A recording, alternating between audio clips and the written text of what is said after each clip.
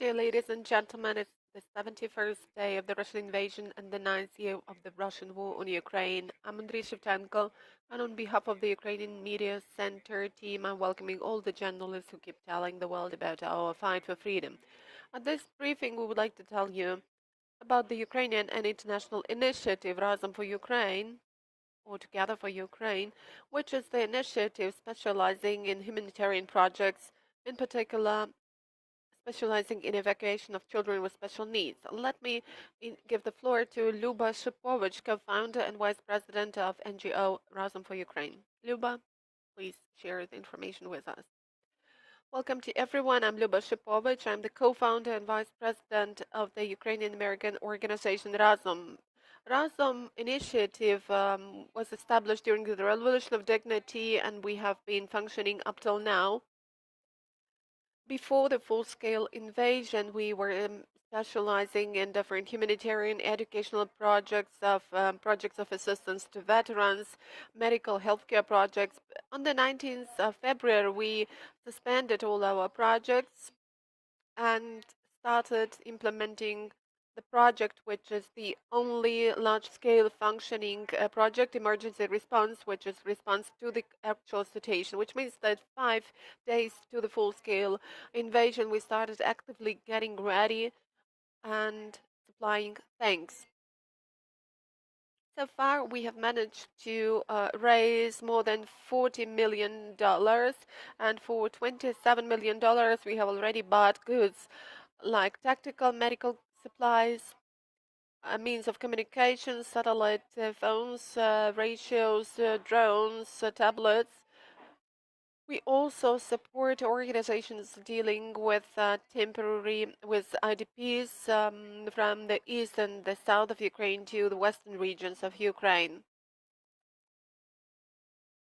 And our main objective is not only to buy something and to deliver it to Ukraine, but to buy high quality certified goods of tactical medicine, since we have been working with the war since 2014, and we have got contacts with a lot of producers of certified tourniquets, blood stopping bandages, and we can really buy high quality medical goods.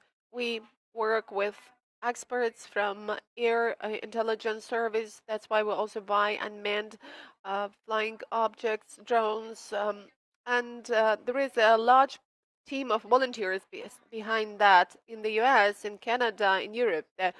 Supplies abroad from all over the world, and we have a team of procurement agents, about 50 people.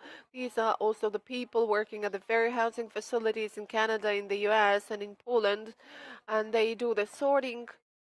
It's also about 3,000 people working at the sorting process, and there are 100 people working at raising money and donations, and then all this is supplied to Ukraine, where we have very housing facilities and depots in Lviv and Cherkasy region, and we have a volunteer team.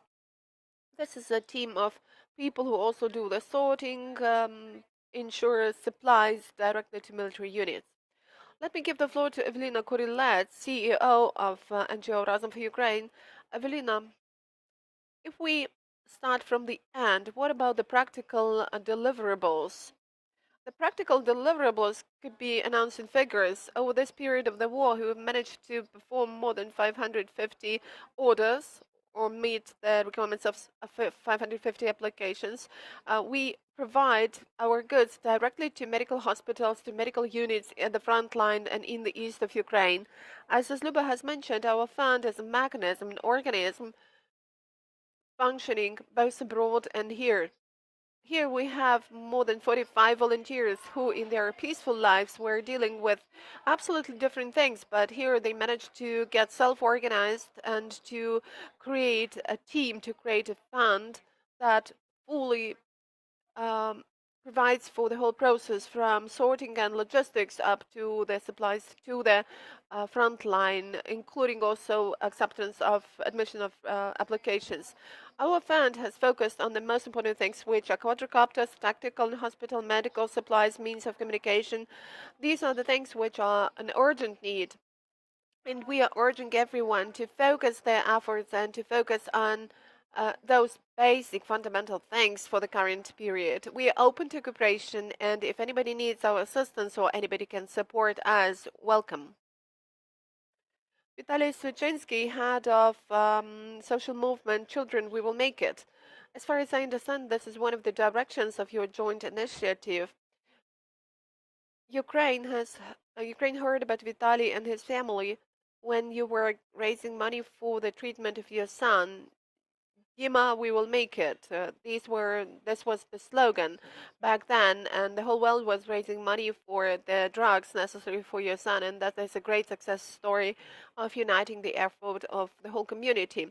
How did this experience help you in what you're doing now? I'm sure that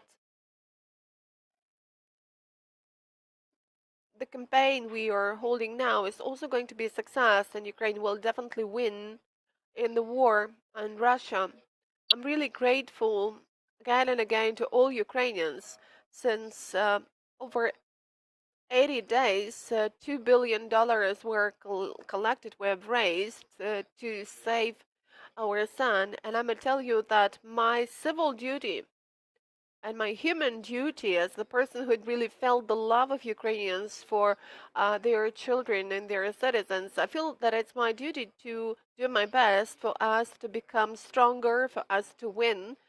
And of course, my duty is to help all those citizens of Ukraine who have got into trouble, who are staying in the front line areas with children, with sick children in particular.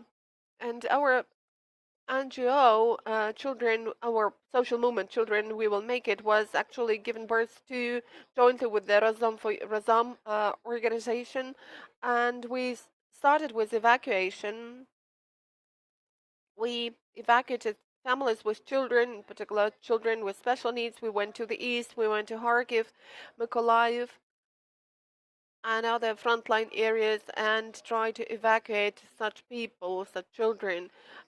We evacuated more than 10 children with SMA from the dangerous area, and now they are undergoing treatment in European countries.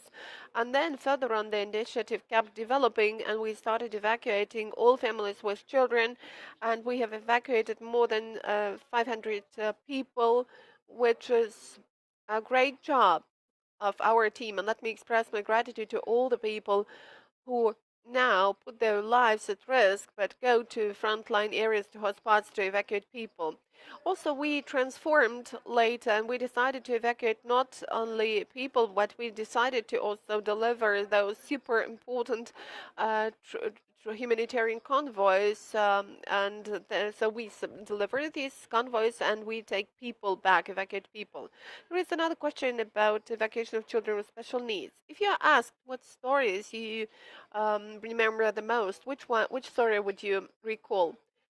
To tell the truth, I will recall the story when we took our own cars because we didn't have such a transport fleet that we have now, 8 buses,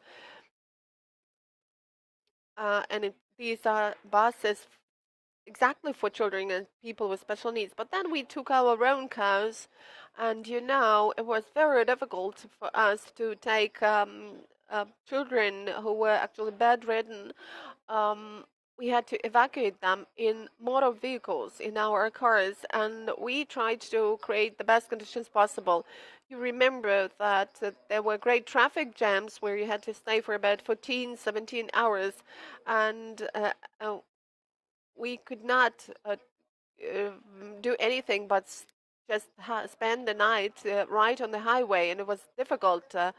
But everything is fine, and these children are finally safe, and I'm happy that we managed to evacuate them.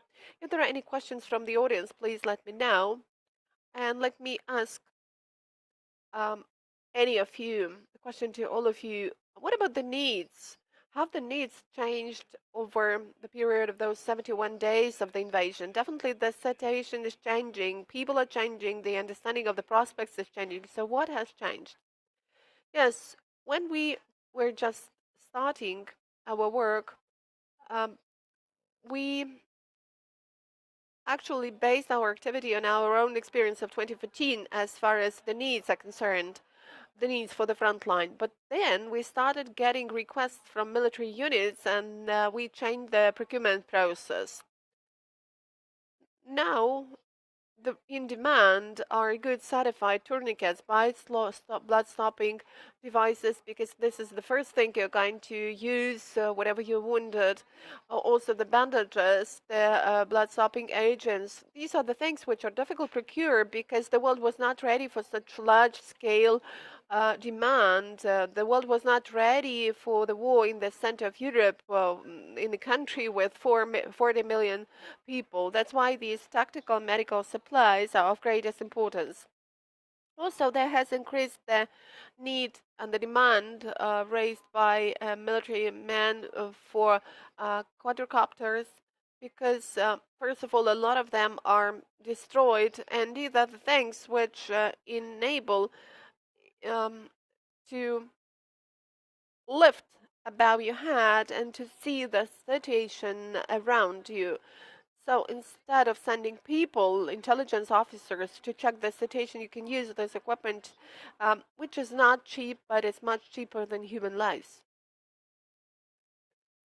And when you ask about the secrets of this Ukrainian self-organization the whole world keeps admiring, what do you say? How do you explain why Ukrainians managed to do something which probably not many other nations could do?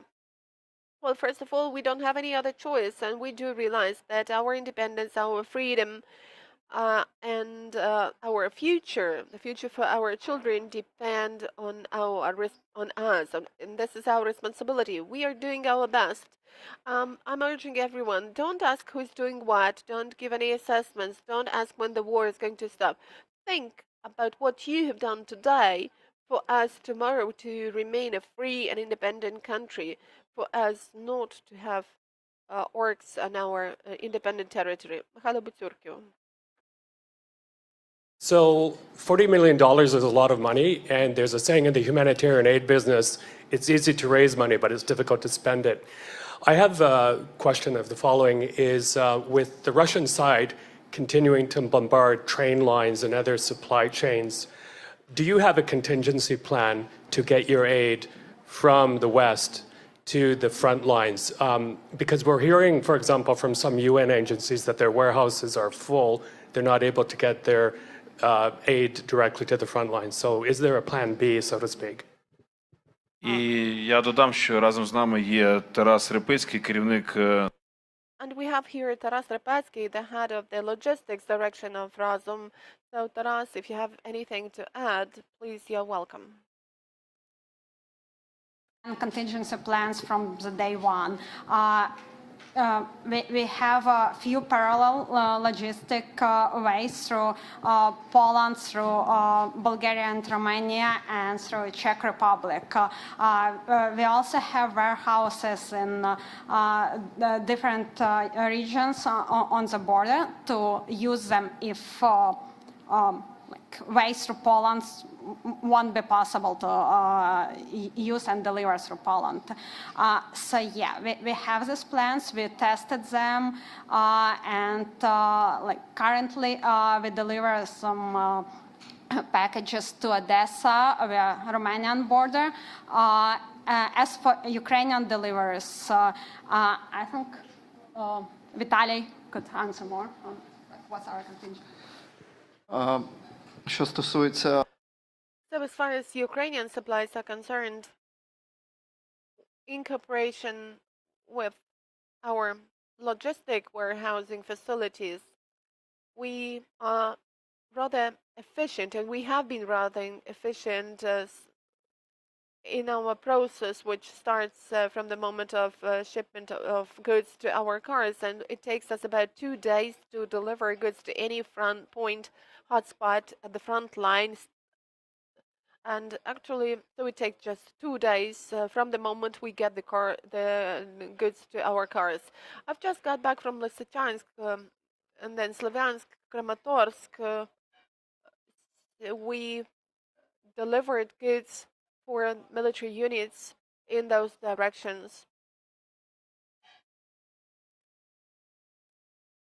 And let me also add for the journalists who are following this topic that we need to realize what Russia calls the strikes along their weapons and military machinery corridors are also the strikes on humanitarian convoys, routes, and civilian infrastructure. This is the attack on the civil infrastructure, which is important for the survival of our country.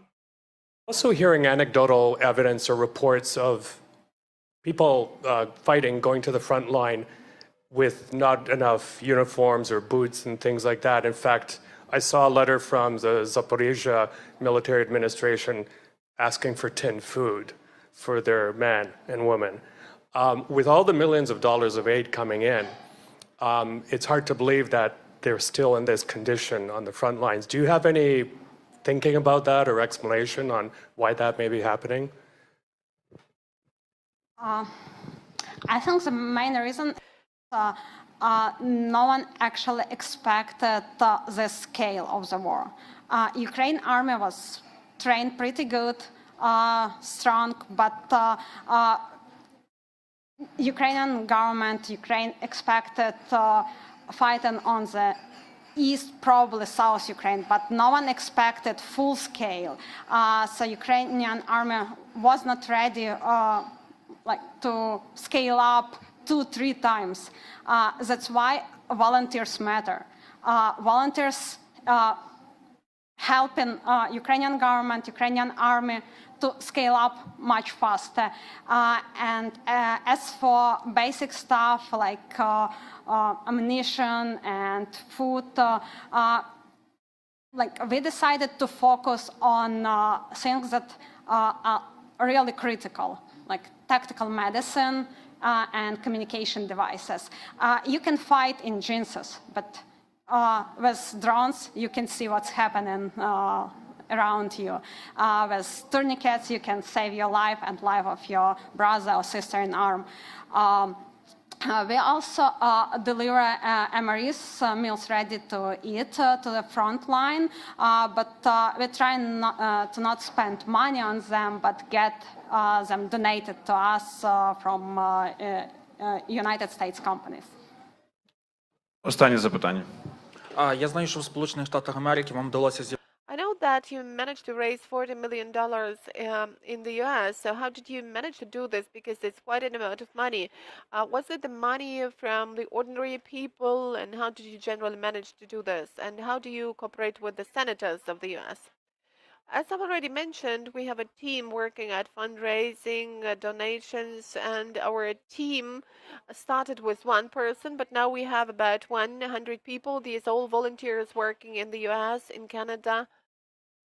And I would say that on the very first days of the full-scale war, we even didn't have the need to take any special effort to do fundraising. Unfortunately, ordinary Americans wanted to donate money to Ukraine, but they were looking for the organizations they could trust. And since Razom has existed in the U.S. since 2014, the people knew us, people trusted us, and they donated money. But there was also a paradox that any organization with the name Ukraine in its title was given a lot of money. That happened on the first days of the war due to the fact that Ukraine was on all the news. Ukraine was everywhere. In the first weeks of the war, we had about 15,000 transactions a day. And the average amount of every transaction was about $120. There were checks for $5 and there were checks for $1 million.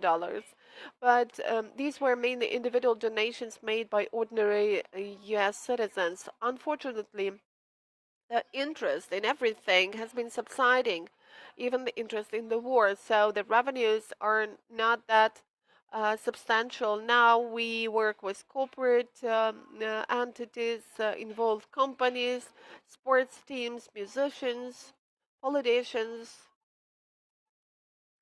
We also have the advocacy team uh, that has regular meetings with senators, with congressmen in the U.S. and deals with advocacy, in particular advocacy of supplies of weapons for Ukraine.